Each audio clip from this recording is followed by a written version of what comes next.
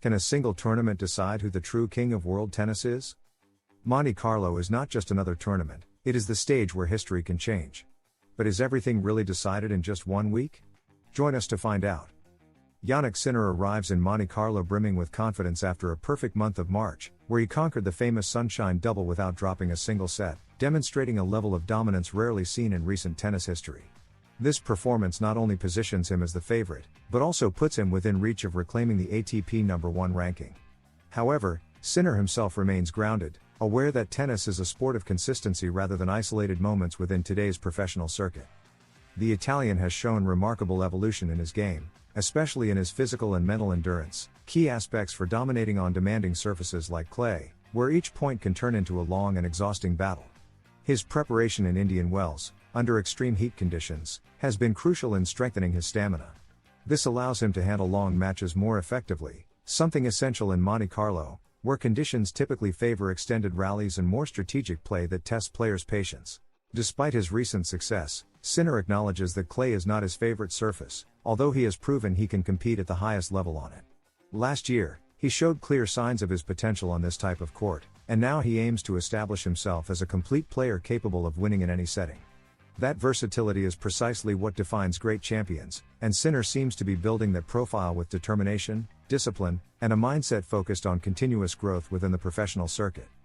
On the other side of the net stands Carlos Alcaraz, the current world #1 and defending champion in Monte Carlo, who has proven to be an unstoppable force on clay. With an impressive record last season, the Spaniard has established himself as the player to beat on this surface. His explosive style, combined with outstanding tactical ability, makes him an extremely difficult competitor. The rivalry between the two is not only intense, but also represents the future of world tennis at its highest competitive level. The difference between both players is minimal, reflected in just 50 points in the race to Turin, highlighting how tight the battle for leadership in world tennis truly is. Every match, every tournament, and every point can make the difference in what promises to be a historic season. This parity adds an extra level of excitement to every encounter, as any result can shift the balance. Fans know they are witnessing a rivalry that could define an entire era in the sport. However, Sinner has been clear about his approach: it's not about a single tournament. For him, the real goal is to maintain consistent performance throughout the entire season, accumulating victories and titles that support his position as one of the best in the world. This mindset reflects maturity and long-term vision, essential elements for sustaining success in such a competitive circuit.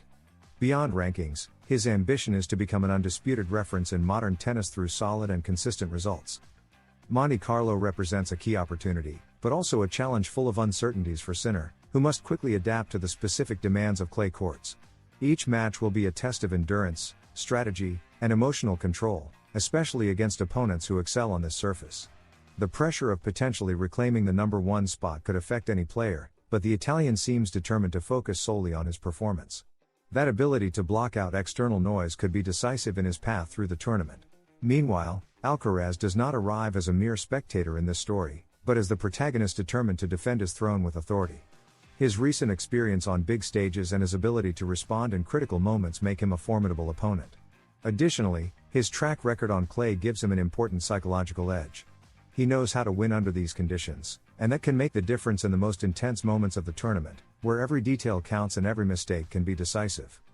The narrative between these two players goes beyond statistics and rankings. It is a clash of styles, mindsets, and generations seeking to dominate world tennis. While Sinner relies on consistency and steady growth, Alcaraz represents explosiveness and creativity at its peak. This combination makes every potential encounter unpredictable and thrilling. Fans are not just watching matches, but chapters of a rivalry that promises to define an era in the sport. Another key element is the clay court calendar, which offers multiple opportunities for both players to accumulate points and strengthen their ranking positions. Tournaments like Roland Garros are still to be played, meaning the battle for #1 is far from being decided. Sinner understands this perfectly, which is why he avoids focusing on a single event.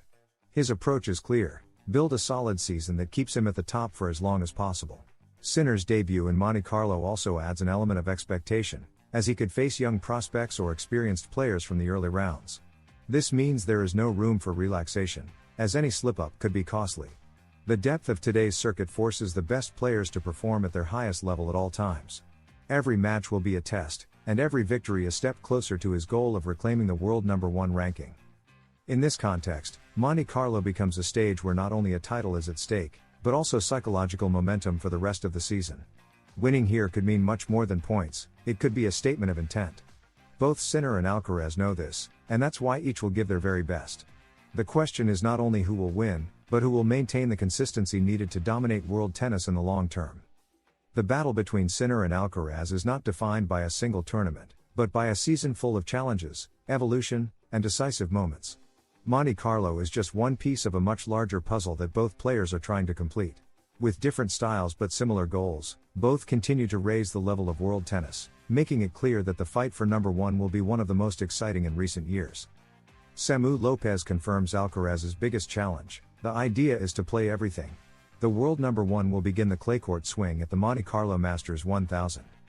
The arrival of good weather coincides with the start of the clay court season, months in which Alcaraz usually displays his best tennis, although his performance on hard courts has been spectacular. The Spaniard is the top favorite to win every title on clay and will need to be close to perfection if he wants to match last year's achievements, provided injuries stay away. Monte Carlo, Barcelona, Madrid, and Rome are the stops leading up to the ultimate clay court challenge, Roland Garros. Alcaraz has never played all four tournaments in the same year due to the demanding calendar and occasional injuries. However, the plan for 2026 is different, as Samu Lopez confirmed in an interview with Eurosport. "We're going in with the mindset of playing everything. Physically they're not as intense as when Rafa Nadal used to play, when he competed every day. Mentally, they might be even tougher because you don't fully disconnect during the 10 days of competition."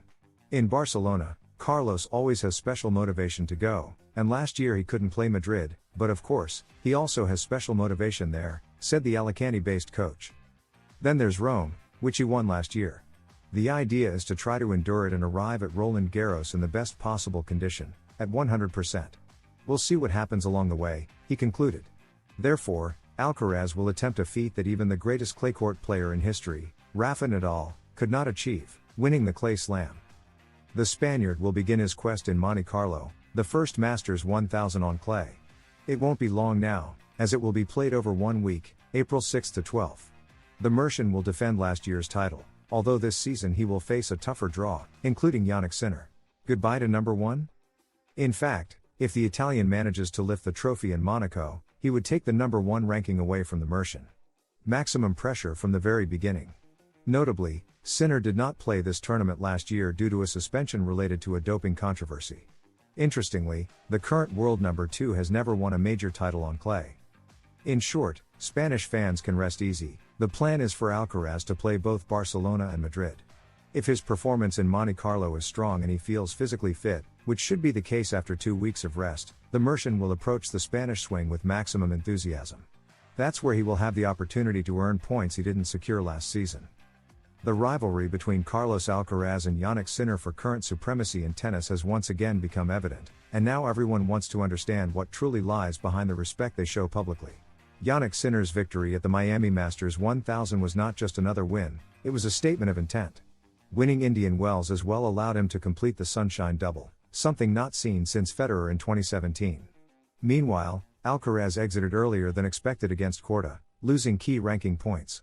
This contrast not only impacted the ATP rankings but also reignited the debate over who is truly leading this new era of tennis, where each tournament seems to tilt the balance one way or the other. But what surprised many was not the result, but Alcaraz's reaction. Far from showing public frustration, he chose to congratulate Sinner via social media.